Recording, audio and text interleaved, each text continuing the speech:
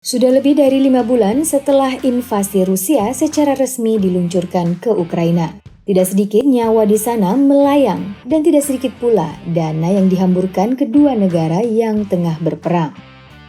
Hal ini tentu saja membawa kekhawatiran khusus bagi banyak negara. Tidak terkecuali negara kita, Indonesia. Dari beragam pendapatan negara kita bisa terkena imbas berupa turunnya nilai tukar rupiah, turunnya pasar modal, turunnya nilai ekspor, naiknya harga minyak, hingga kenaikan impor gandum. Hal-hal ini bakal terus mengkhawatirkan kalau perang kedua negara terus dilanjutkan.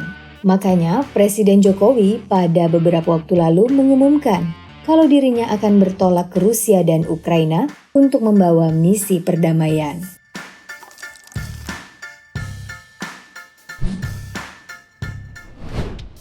Kabar misi perdamaian presiden kita ini berhembus pada tanggal 26 Juni 2022 lalu saat beliau bertolak ke Jerman untuk menghadiri KTT G7 atau Konferensi Tingkat Tinggi Negara Group of Seven. Konferensi ini mendatangkan negara maju seperti Amerika Serikat, Kanada, Jerman, United Kingdom, Prancis, Italia, dan Jepang, serta beberapa negara tambahan termasuk Indonesia, India, Senegal, Argentina, dan Afrika Selatan. Selain sebagai Presiden Indonesia, Jokowi juga hadir dalam kapasitas luar biasa sebagai Presiden G20 yang akan dilaksanakan di Nusa Dua Bali pada November mendatang. Pada kedatangannya di KTT G7 ini, Jokowi mengumumkan ingin mendorong negara-negara yang hadir untuk mengkampanyekan perdamaian di Ukraina yang seakan-akan tidak digubris oleh beberapa negara maju. Awalnya banyak yang skeptis dengan agenda tersebut karena menganggap Pak Jokowi cuma jadi anak bawang di KTT G7. Namun ternyata saat pembukaan KTT G7, Pak Jokowi malah kelihatan menjadi tamu kehormatan yang berada di barisan depan berdampingan dengan Joe Biden, Presiden Amerika Serikat. Bahkan sebelum berfoto, keduanya tampak mesra dan Presiden Jokowi sempat merangkul Presiden Amerika tersebut yang menunjukkan kedekatan mereka.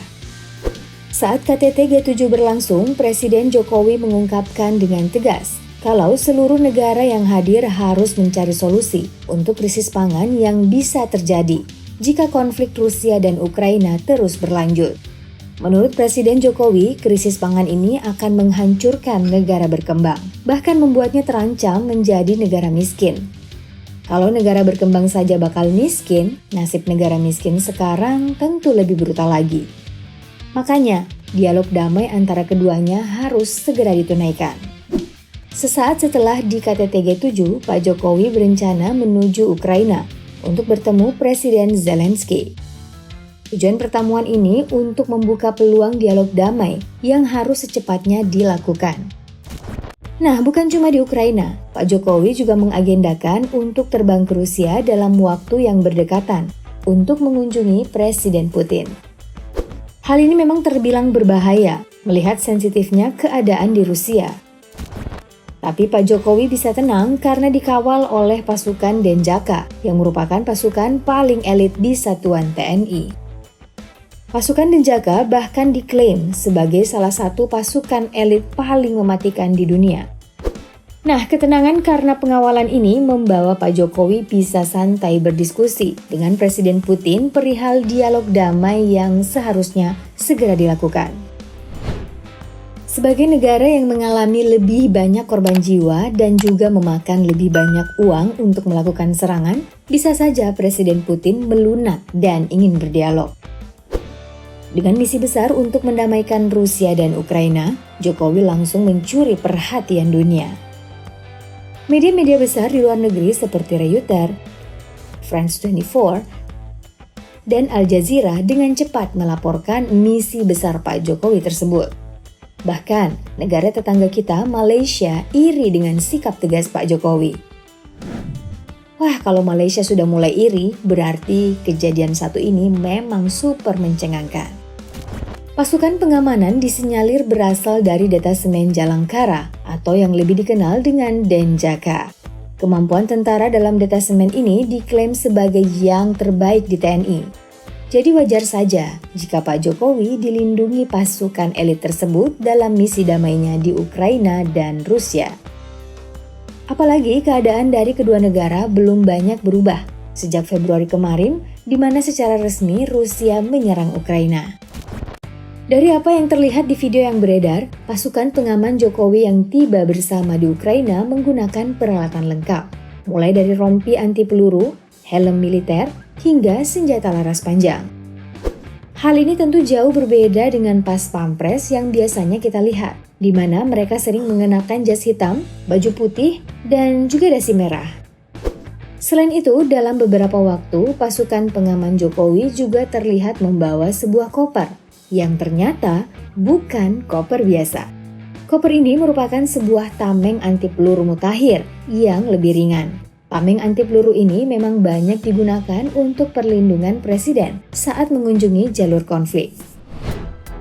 Selain perlengkapan yang menunjang keselamatan presiden, proses pengamanan yang dilakukan juga direncanakan dengan matang. Contohnya, penentuan letak kedatangan presiden berjarak lebih dari 390 km dari titik bom yang pernah terjadi. Selain itu, pasukan pengaman juga melakukan deteksi dini 3 jam sebelum presiden tiba. Jadi, saat Presiden Jokowi menggunakan kereta api di Ukraina, pasukan pengaman ini sudah berada di tempatnya 3 jam sebelumnya untuk melakukan pendeteksian seperti dalam gerbong, luar stasiun dengan radius 3 km, hingga semua kru yang bertugas di dalam kereta akan diperiksa. Setelah aman, penjagaan ketat kemudian dilakukan hingga Presiden berangkat ke tujuan. Proses pendeteksian dini yang sama juga dilakukan di berbagai tempat seperti hotel, bandara, hingga jalan raya yang bakal dilewati sang presiden. Hebatnya, seluruh proses yang rumit ini dihandle 39 pas pampres yang diberangkatkan untuk misi perdamaian Presiden Jokowi.